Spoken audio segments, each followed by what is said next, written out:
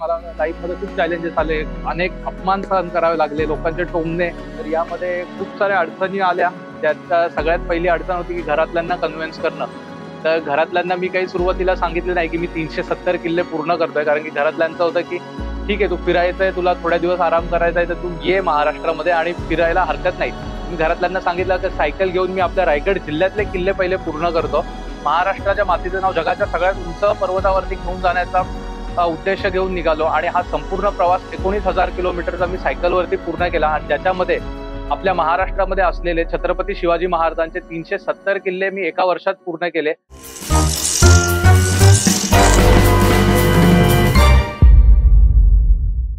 शिवाजी महाराजांच्या नावाने गर्जना करणारी आपल्याला आज अनेक लोक पाहायला मिळतात. जय भवानी म्हटलं का जय शिवाजी म्हणायला लोक तयार आहेत. पण छत्रपती शिवाजी महाराजांचे विचार मनामध्ये रुजवणारी आपल्याला आज किती माणसं बघायला मिळतात, हा मात्र चिंतनाचाच विषय आहे. नमस्कार मित्रांनो, माझं नाव सुबोध कुंदा विजय गांगुर्डे. आपल्या महाराष्ट्रातील एक 24 वर्षीय पर्वतारोही. अ, मी आज आपल्यामध्ये राष्ट्रभक्ती आणि महाराष्ट्राचे माउंट एव्हरेस्ट या माझ्या स्वप्नांच्या प्रवासाबद्दल थोडक्यात तुमच्यासोबत व्यक्त होणार आहे. तर 26 नोव्हेंबर 2023 मध्ये मी एक मोहीम सुरू केली होती, ज्याच्यामध्ये मी महाराष्ट्राच्या मातीचं नाव जगाच्या सगळ्यात उंच पर्वतावरती घेऊन जाण्याचा उद्देश घेऊन निघालो. आणि हा संपूर्ण प्रवास 19,000 किलोमीटरचा मी सायकलवरती पूर्ण केला. आणि ज्याच्यामध्ये आपल्या महाराष्ट्रामध्ये असलेले छत्रपती शिवाजी महाराजांचे 370 किल्ले मी एका वर्षात पूर्ण केले. आणि आपल्या भारतातला एका वर्षात 370हून अधिक डोंगर डोंगर आणि गड किल्लेचा करणारा पहिला व्यक्ती ठरलो. तर हा प्रवास 365 दिवसामध्ये एक 370 गड किल्ले पूर्ण करण्याचा होता. आणि हा प्रवास जेवढा दिसतोय तेवढा साधा नव्हता. म्हणजे मी आता पूर्ण केल्याच्या नंतर खूप सोप्या पद्धतीने सांगतो की मी 365 दिवसामध्ये 370 किल्ले पूर्ण करून आलो. पण ते पूर्ण करताना 200हून अधिक गिरिदुर्ग आपल्या महाराष्ट्रामध्ये आहेत. त्याच्यापैकी सर्व गिरिदुर्ग जे आहेत ते डोंगराळ भागात आहेत. सह्याद्रीच्या पर्वतरांगेमध्ये तो प्रवास होता. आणि तर मित्रांनो, 370 गड किल्ल्यांची जी मोहीम होती, ती करण्यामागचा खरा उद्देश काय होता? महाराष्ट्राचे माउंट एव्हरेस्टमध्ये हे 370 किल्ले मी नक्की का सर केले? ह्याच्याबद्दल थोडक्यात जाणून घेऊयात. तर माझं लहानपणापासून महाराजांचे गड किल्ले पाहण्याचं स्वप्न होतं. कारण की सह्याद्रीच्या कुशीतच माझं गाव असल्यामुळे मला लहानपणापासूनच सह्याद्रीचं आणि घरातल्यांनी सांगितलेल्या छत्रपती शिवाजी महाराजांच्या गोष्टींवरून खूप लहानपणापासून असं वाटायचं की आपण पण एकदा तरी महाराष्ट्रात जेवढे छत्रपती शिवाजी महाराजांचे किल्ले आहेत, आपल्या महाराष्ट्राचा जो इतिहास आहे तो जाणून घेऊन आपण तो इतिहास डोळ्यांनी अनुभवला सुद्धा पाहिजे. तर ह्या उद्देशाने 370 गड किल्ले मी सर करायला घेतले. आणि नुसतेच किल्ले सर नाही केले, तर या गड किल्ल्यांवरील छत्रपती शिवाजी महाराजांच्या पदस्पर्शाने पावन झालेली सर्व 370 गड किल्ल्यांची माती गोळा करून आणली. आणि या मातीपासून आता छत्रपती शिवाजी महाराज आणि संभाजी महाराजांची मूर्ती तयार करून आपल्या रायगड किल्ल्यावरून ती मूर्ती जगातल्या सगळ्यात उंच पर्वतावरती घेऊन जाण्याचा माझा मानस आहे. आणि या प्रवासाला आज मला 1.5 वर्ष झाले मी सुरू केलंय. आणि 370 किल्ले एक वर्षात पूर्ण केल्याच्या नंतर 650 किलोमीटरचा आपल्या महाराष्ट्राला सह्याद्री लाभलेला आहे. ज्याच्या घाट माथ्यावरून मी 40 दिवसात प्रवास केला. आणि हे दोन्ही प्रवास मी एकट्याने कंप्लीट केले. याच्या मागे कोणत्या संस्थेचा किंवा कोणत्याही दुसऱ्या इतर व्यक्तींचा हात नव्हता. हा माझ्या स्वप्नांचा प्रवास होता, जो मी करायला घेतलाय. आणि त्याला आता 1.5 वर्ष झालेत.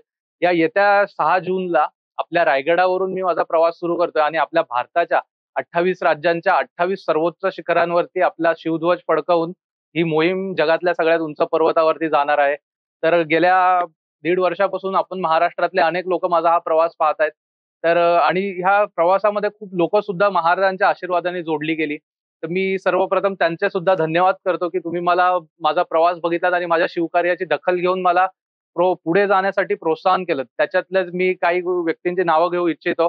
जसे पुण्यातले श्रीपाद केंगळे दादा झाले. त्याच्यानंतर हिंदवी परिवार या परिवारामधले महेश दादा, त्यानंतर प्रशांत दादा, मी या सगळ्यांचे सुद्धा धन्यवाद देतो. आणि इतर जेवढे शिवभक्त आहेत ज्यांनी या प्रवासाची दखल घेतली, त्यांचे सुद्धा मनःपूर्वक धन्यवाद करतो. आपल्या भारताचे रोड ट्रान्सपोर्ट मिनिस्टर नितीन साहेब गडकरी यांनी सुद्धा या शिवकार्याची दखल घेऊन माझा सन्मान केला होता नागपूरमध्ये गेलो असता. नागपूरमध्ये सुद्धा किल्ले आहेत बरेचसे. पण नागपूरमधल्या ठिकाणी भुईकोट किल्ले सगळ्यात जास्त पाहायला मिळतात. सह्याद्रीच्या रांगेमध्ये जे गिरिदुर्ग आहेत ते 200हून अधिक आहेत. त्याच्यानंतर मराठवाडा आणि त्यानंतर विदर्भ गाठला का त्या साईडला आपल्याला मोस्ट ऑफ भुईकोट किल्ले पाहायला मिळतात. आणि मध्यमदुर्गीवरती असलेले किल्ले. या किल्ल्यांचा प्रवास पूर्ण झाला. मी 650 किलोमीटरचा सह्याद्री चालून सुद्धा आलो. आणि या प्रवासामध्ये महाराष्ट्रात प्रवास करत असताना मी महाराजांच्या आशीर्वादामुळे अनेक लोक जोडली गेली आणि त्याच माझ्याकडे आज ती माझी सगळ्यात मोठी संपत्ती आहे, की आज महाराष्ट्रातल्या 350 किल्ल्यांच्या पायथ्याला छत्रपती शिवाजी महाराजांच्या आशीर्वादामुळे माझी नाती जोडली गेली आहेत. राष्ट्रप्रेम म्हणजे नक्की काय असतं मित्रांनो? नेशन फर्स्ट आणि सेल्फ लास्ट या भावनेमधून वाहून जाणं म्हणजे राष्ट्रप्रेम आहे. माझ्यासारखा एक सर्वसामान्य मुलगा ज्याचं बालपण सह्याद्रीच्या कुशीमध्ये गेलं, ज्याला निसर्गाच्या सानिध्यात राहण्याची फार आवड होती. परंतु घराची परिस्थिती एवढी ठीक नसल्यामुळे शिक्षणाकडे जास्त फोकस देऊन घरातल्यांच्या इच्छेप्रमाणे मी माझं 12वी नंतरचं ग्रॅज्युएशनचं शिक्षण बंगलोरमध्ये पूर्ण केलं आणि त्याच्यातून मला एका चांगल्या 5 स्टार प्रॉपर्टीमध्ये ॲज अ शेफ म्हणून जॉब लागला. परंतु काम करत असताना माझं मन त्या ठिकाणी लागत नव्हतं. मला नेहमी असं वाटायचं, की आपण आपले छंद जोपासले पाहिजेत. आपल्या हॉबीज ज्या आहेत, आपल्याला ज्या गोष्टींची आवड आहे, त्या गोष्टींकडे आपण जास्त फोकस केला पाहिजे. तर मी बंगलोरमधलं माझं नोकरी 1 वर्षभर काम करून सोडून दिली आणि निसर्गाच्या सानिध्यात आपण जाऊन राहायचं ठरवलं आणि हिमाचलमध्ये मनाली म्हणून एक जागा आहे, ज्या ठिकाणी मी ॲज अ माउंटेन गाईड म्हणून काम करायला सुरुवात केली. 3 वर्ष मी तिथे काम केलं आणि त्या 3 वर्षामध्ये हिमालयाच्या कुशीत राहत असताना मला निसर्गाच्या एवढ्या जवळ राहून माझे विचार खूप ओपन झाले होते. कारण की इतर डिस्ट्रॅक्शन्स नसल्यामुळे त्या ठिकाणी नेटवर्क सुद्धा नव्हतं. अशा ठिकाणी मी राहायचो जिथे तुम्हाला नेटवर्क जरी हवा असेल तरी नेटवर्क पकडायला सुद्धा तुम्हाला 4-4, 5-5 किलोमीटर उंच उंच डोंगरावरती चढून नेटवर्क पकडला जायचा. अशा ठिकाणी आयसोलेटेड राहिल्यामुळे माझे विचार खूप खुलले गेले आणि माझी लहानपणापासूनची जी इच्छा होती, आपण छत्रपती शिवाजी महाराजांचे गड किल्ले पाहिले पाहिजेत. या ध्येयाने मी पछाडून निघालो आणि आपल्या मातीचं नाव आपण जगाच्या उंचाईवर घेऊन जाण्याची मोहीम मी हाती घेतली. तर यामध्ये खूप साऱ्या अडचणी आल्या. ज्यात सगळ्यात पहिली अडचण होती, की घरातल्यांना कन्व्हिन्स करणं. तर घरातल्यांना मी काही सुरुवातीला सांगितलं नाही, की मी 370 किल्ले पूर्ण करतोय. कारण की घरातल्यांचं होतं, की "ठीक आहे, तू फिरायचंय, तुला थोड्या दिवस आराम करायचा आहे, तर तू ये महाराष्ट्रामध्ये आणि फिरायला हरकत नाही." मी घरातल्यांना सांगितलं, की सायकल घेऊन मी आपल्या रायगड जिल्ह्यातले किल्ले पहिले पूर्ण करतो आणि महाराजांचे आशीर्वाद घेऊन रिटर्न घरी येतो. तर तो रायगड जिल्ह्यातल्या किल्ल्यांचा प्रवास मी पूर्ण केला. आपल्या रायगड जिल्ह्यामध्ये 59 किल्ले आहेत आणि ते 59 किल्ले पूर्ण झाल्याच्या नंतर माझे पाय काय परत घराकडे वळले नाहीत आणि मी तसाच पुढे रायगड जिल्हा सोडून इतर महाराष्ट्रातले जिल्हे पूर्ण करून 370 किल्ले पूर्ण करायला घेतले आणि हळू-हळू टप्प्याटप्प्याने घरातल्यांना हा प्रवास सांगितला. खरं सांगायचं झालं तर एकट्याने हा प्रवास करणं खूप चॅलेंजिंग होतं. जेव्हा तुम्हाला मागे तुमच्या कोणाचं पाठबळ नसताना खिशात ₹5,000 घेऊन निघालो होतो मी या प्रवासासाठी. 1 वर्षभराचा प्रवास करायचा होता आणि खिशात फक्त ₹5,000 होते. परंतु त्या जिद्द होती करून दाखवण्याची आणि त्या ₹5,000 वरती मी हा प्रवास करायचं ठरवलं आणि म्हटलो, की जे आव्हानं येतील त्यांना आपण संकटाला सामोरे जाऊन हा प्रवास पूर्ण करू. तर प्रवास पूर्ण करत असताना जेव्हा महाराष्ट्रातल्या इतर लोकांना, शिवभक्तांना माझा हा प्रवास कळाला, तर सगळी लोकं माझ्या पाठीशी धावून आली आणि म्हटली, "सुबोध, तू हे कार्य करताना एकटा नाहीयेस. अख्खा महाराष्ट्र तुझ्या पाठीशी उभा आहे. तू जे कार्य करतोयस ते खूप पुण्याचं आहे आणि तुझ्यासारख्या मुलांची या महाराष्ट्राला गरज आहे." तर अख्ख्या महाराष्ट्राने मला 370 किल्ल्यांचा प्रवास करायसाठी मदत केली आणि माझ्या पाठीशी आज सुद्धा उभे आहेत. तर ही मोहिमेचा फक्त एक पहिला टप्पा पूर्ण झालाय. आणि त्या मोहिमेचा आता दुसरा टप्पा या जून महिन्यात चालू होणार आहे. आपण ज्या 370 किल्ल्याची माती घेऊन आलोय, त्या मातीचं आता रायगडावरती राज्याभिषेकाच्या वेळी पूजन होऊन, मग त्या मातीपासून छत्रपती शिवाजी महाराज आणि संभाजी महाराजांची मूर्ती तयार होऊन मग पुढचा प्रवास चालू होणार आहे. मित्रांनो, गड किल्ले का पहावे? आज आपण बघतो महाराष्ट्रामध्ये एक खूप मोठं ट्रेंड सुरू आहे ट्रेकिंग नावाचं. तर हे ट्रेकिंग म्हणून किल्ल्यांकडे पाहणं आणि ते खरं बघायला गेलं तर हे जे गड किल्ले आहेत, ह्या ज्या दगडी इमारती आहेत. आता जुनी लोकं मी किल्ले करून आलो, तर मला बरेचसे लोकं सांगतात, की "अरे, तिथे काय बघितलंस तू नक्की जाऊन?" कारण की ते आता फक्त दगडी इमारती पडक्या अवस्थेत उभ्या आहेत. तर मला त्या सगळ्या लोकांना मी सांगतो, की बाबांनो, ते जे तिथे उरलेल्या इमारती आहेत, त्या दगडी इमारती नसून छत्रपती शिवाजी महाराजांची ती जिवंत स्मारक आहेत. आपल्या पूर्वजांनी केलेल्या मोठ्या साहसी पराक्रमाची ती प्रतीकं आज आपल्याला तिथे पाहायला मिळतायत. तर बरेचशी लोकं म्हणजे जे महाराजांच्या विचारांवर चालणारे, महाराजांचे विचार मनात रुजवणाऱ्या लोकांसाठी ते पवित्र मंदिरापेक्षा कमी नाहीयेत ते ठिकाणं. तर नुसतंच ट्रेकिंग म्हणून त्यांच्याकडे पाहण्यापेक्षा आपल्या महाराष्ट्राचा जो मातीचा इतिहास आहे, तो इतिहास आपण त्या दगडांना स्पर्श केल्यावरती आपल्याला जाणवतो, की आपल्या पूर्वजांनी आज आपल्याला हा जो मोकळा श्वास घेतोय, हा श्वास घेण्यासाठी त्यांनी काय पराक्रम केले, काय खस्ता खाल्ल्या, त्याची ती प्रतीकं, ती स्मारकं आज आपल्याला गडकिल्ले पाहायला मिळतात. तर गडकिल्ल्यांना नुसतंच मला असं एवढंच सांगणं आहे, की फिरायचं पर्यटन स्थळ म्हणून न बघू. कारण की पर्यटन स्थळासाठी समुद्रकिनारे आहेत, धबधबे आहेत, इतर ठिकाणं आहेत. पण गड किल्ले हे पर्यटनाचे स्थळ नसून आस्थेची प्रतीक आहेत. तर गड किल्ल्यांकडे बघण्याचा दृष्टिकोन आत्ताच्या तरुणाईनी थोडा बदलला पाहिजे. ती फक्त पर्यटनाची स्थळं नाहीये. 370 किल्ल्यांची मोहीम पूर्ण झाली. घरातल्यांना फार अभिमान वाटला, की आमच्या मुलांनी काहीतरी चांगलं काम करून दाखवलंय. कारण की आता जर का तुम्ही ह्या वयाचे तरुण पाहिले तर मोस्ट ऑफ द लोकं व्यसनाच्या आहारी जातात. कोणी इतर ठिकाणी वळत असतं.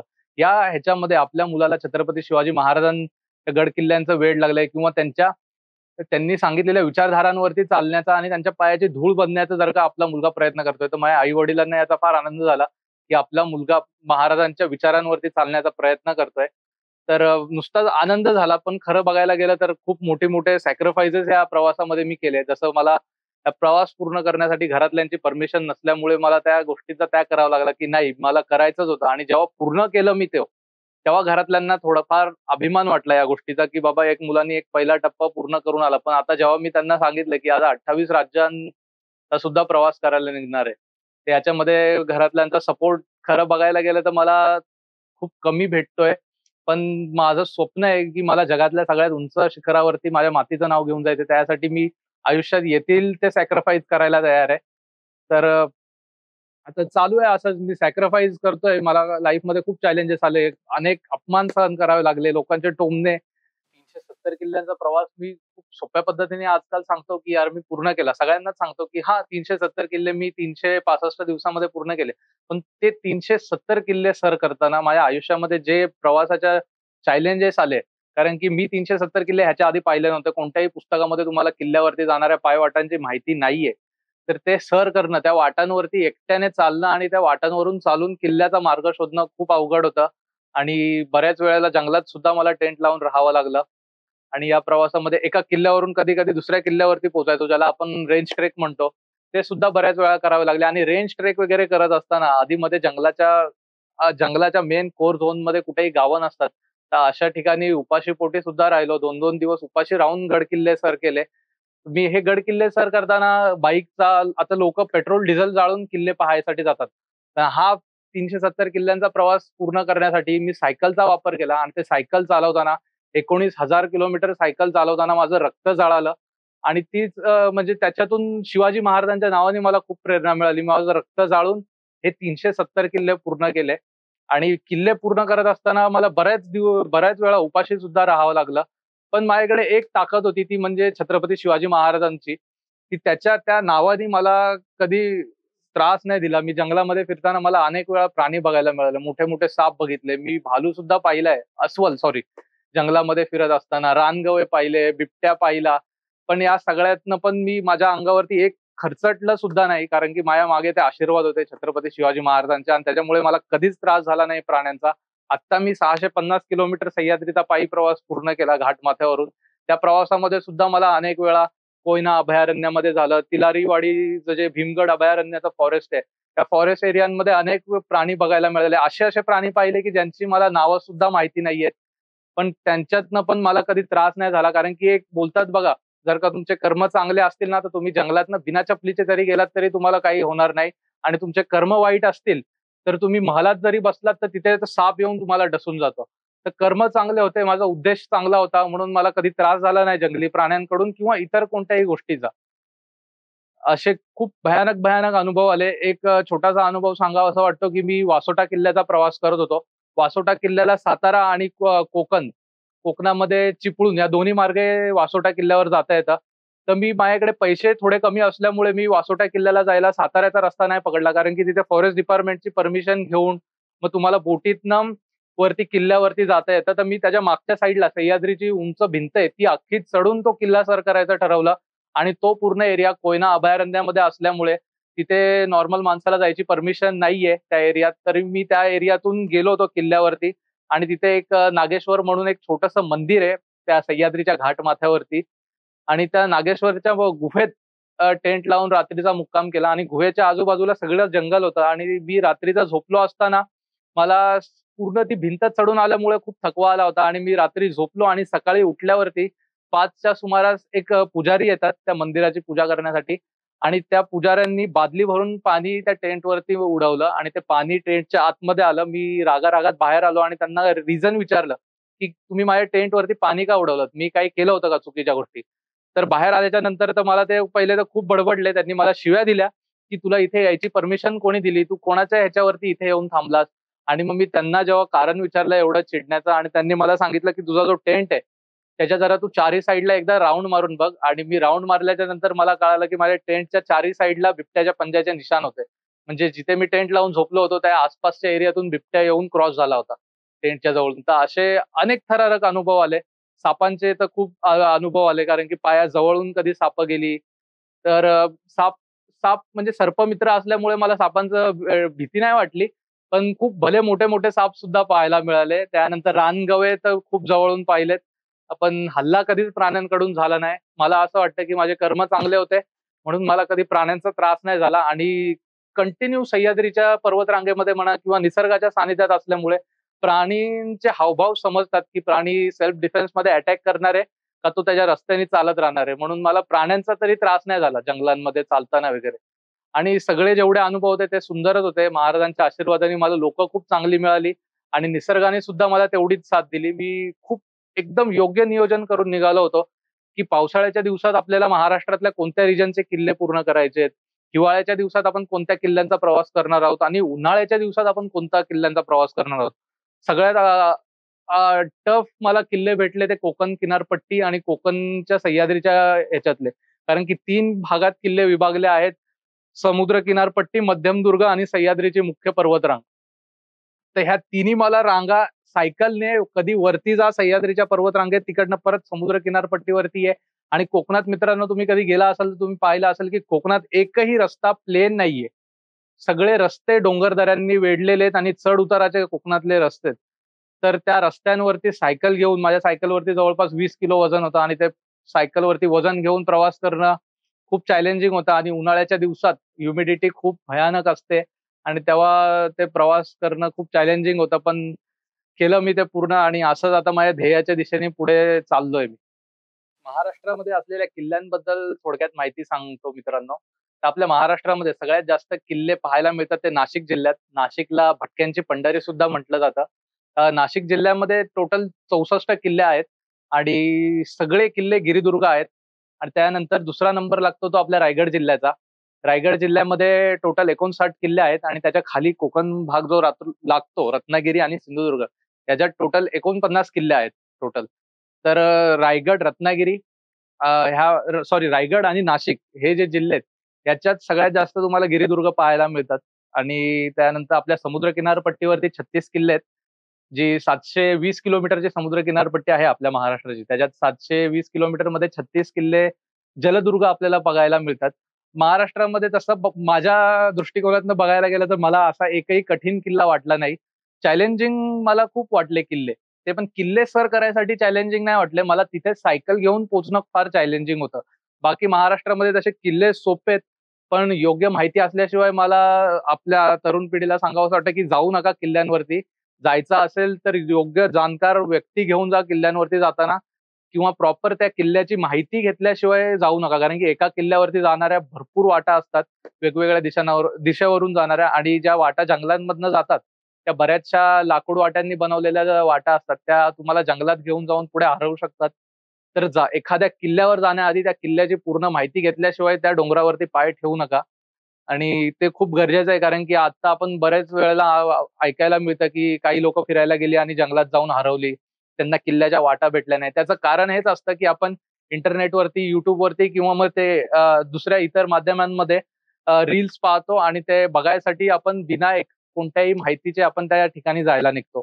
मला असे अनेक लोकं भेटली प्रवासादरम्यान, की ज्यांना माहिती नव्हती आणि ते लोकं हरवली. तर त्यांना योग्य मार्गदर्शन करूनच पुढे पाठवलं मी. तर तुम्हाला किल्ल्यांबद्दल खरं मला सांगायचं झालं ना, तर कोणत्याही किल्ल्यावरती एक वाट नसते मित्रांनो जाणारी. प्रत्येक गावातून वेगवेगळ्या वाटा जात असतात. तर त्याचा सुद्धा अभ्यास केला पाहिजे, की कोणत्या गावातून सोपी वाट जाते किल्ल्यांवरती.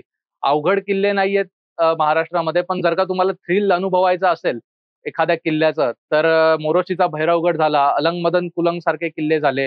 हे किल्ले थोडे थ्रिलिंग आहेत आणि याच्यावरती रॅपलिंग वगैरे करावी लागते. तर तुम्ही त्या एडव्हेंचरचं अजून मजा घेऊ शकता. आणि ऐतिहासिक दृष्टी पण त्या किल्ल्यांचं फार महत्व आहे. मोरोशीच्या भैरवगडाचं नाही, पण अलंग मदन कुलंग झाला. हे किल्ले खूप सुंदर आहेत. कळसुबाई जे शिखर आहे, जे आपण महाराष्ट्रातलं ज्याला एव्हरेस्ट म्हणतो, त्याच्यासोबतच आपल्या महाराष्ट्रातला सगळ्यात उंचाईचा किल्ला हा साल्लेर आहे. जो नाशिकमध्ये बागलाण प्रांतात आहे. नाशिकमध्ये साल्हेरची हाईट कळसुबाईच्या नंतर दुसऱ्या नंबरला लागते. त्याच्यानंतर गवळदेव आणि घनचक्कर हे तिसऱ्या आणि चौथ्या नंबरचे सगळ्यात उंच शिखरं आहेत महाराष्ट्राची, जे तुम्हाला हरिश्चंद्रगडाच्या रांगेतच बघायला मिळतात. रतनगड खूप सुंदर किल्ला आहे. माझा सगळ्यात आवडतीचा किल्ला सांगायचं झालं तर तसं बघायला गेलं तर मी ऐतिहासिकदृष्ट्या त्या किल्ल्यांकडे बघतो, त्या पवित्र मातीला बघतो, त्या पवित्र वास्तूला बघतो. पण त्यातल्या त्यात मला सगळेच किल्ले खूप सुंदर वाटतात. पण रतनगड हा किल्ला माझ्या खूप आवडीचा मला वाटला. कारण की रतनगडावरती मी 2 रात्र मुक्काम केला होता आणि ती जागा एवढी सुंदर होती, की माझ्या त्या ठिकाणावरून पायच हालत नव्हते. रतनगडाच्या एका साइडला सांदन बघायला मिळते. तिथे रिव्हर्स वॉटरफॉल आहेत आणि एका साइडला तुम्हाला सह्याद्रीच्या रांगेचे कडे-कपारे बघायला मिळतात. ते दृश्य खूप सुंदर आहे. माझ्याकडे शब्द नाहीयेत, की मी ते शब्दामध्ये व्यक्त करू शकतो, की किती सुंदर हा आपल्या महाराष्ट्राचा सह्याद्री आहे. आणि या सह्याद्रीच्या रांगेमध्ये असलेले जे गडकिल्ले आहेत, त्या गडकिल्ल्यांवरती जे सौंदर्य आहे ते म्हणजे माझ्याकडे शब्द नाहीयेत ते व्यक्त करायसाठी. गडकिल्ल्यांवरती जाताना योग्य माहिती घेतल्याशिवाय कधी तुम्ही पाऊल ठेवू नका. कारण की हरवायचे खूप चान्सेस असतात. जास्त करून पावसाळ्याच्या दिवसांमध्ये सह्याद्रीमध्ये धुकं खूप असतं पसरलेलं. त्या धुक्यामध्ये चकवा बसायचे चान्सेस असतात. मला असे अनेक अनुभव आले आणि मी माझ्या आलेल्या अनुभवातून ह्या गोष्टी तुम्हाला सांगतोय. 370 किल्ले सर करताना मला 2 ठिकाणी मी रात्रीच्या वेळेस हरवलो.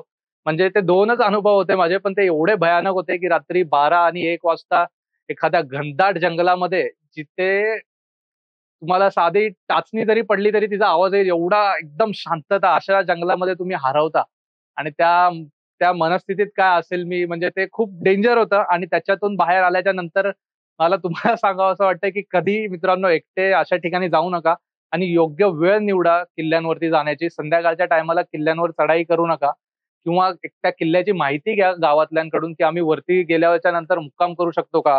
पायथ्यापासून ते वरती किल्ल्याला चढेपर्यंतचा टाईम किती लागतो?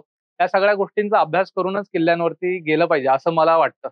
सोपं काम नाहीये मित्रांनो. जी मोहीम मी हाती घेतली, या मोहिमेला पूर्ण करण्यासाठी मी माझ्या चांगलं म्हणण्याच्या ऐवजी मी ज्या ठिकाणी काम करत होतो, त्या ठिकाणाच्या नोकरीला, माझ्या व्यवसायाला, हे सगळं माझं करियर, माझं भविष्य सगळं पणाला लावलं आणि मी म्हटलो, की नाही माझं पहिले फर्स्ट नेशन फर्स्ट आणि सेल्फ लास्ट या ह्याच्याने प्रेरित होऊन मी मोहीम पूर्ण करायला घेतली, की मी माझं भविष्य, माझं करियर पुन्हा करेल. पण एक जी माझ्यात आता ह्या तरुण वयात जे सळसळतं रक्त आहे माझं, ही जी ताकद आहे, ही पुढे जाऊन माझ्या मनामध्ये किती इच्छाशक्ती असली, मला किती इच्छा झाली काहीतरी करू, पण माझं शरीर साथ देणार नाही, हे मला खूप चांगल्या प्रकारे माहिती होतं.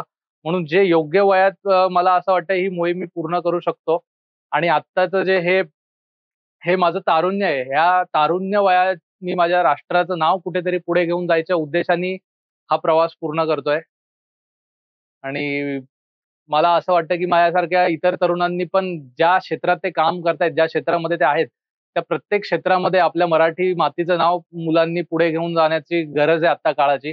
कारण की इतिहास घडवून गेला. ज्यांना लढाया करायच्या होत्या, त्यांनी लढून गेले आणि ते टिकून ठेवण्याची जबाबदारी आपल्यावरती आली. इंग्रजांनी आपल्या महाराष्ट्रातले जवळपास सगळ्याच ऐतिहासिक वास्तू नष्ट केल्या. त्याचं सगळ्यात मोठं कारण होतं, की त्यांना माहिती होतं या महाराष्ट्राच्या मातीमध्ये अनेक शूर पराक्रमी वीर होऊन गेले.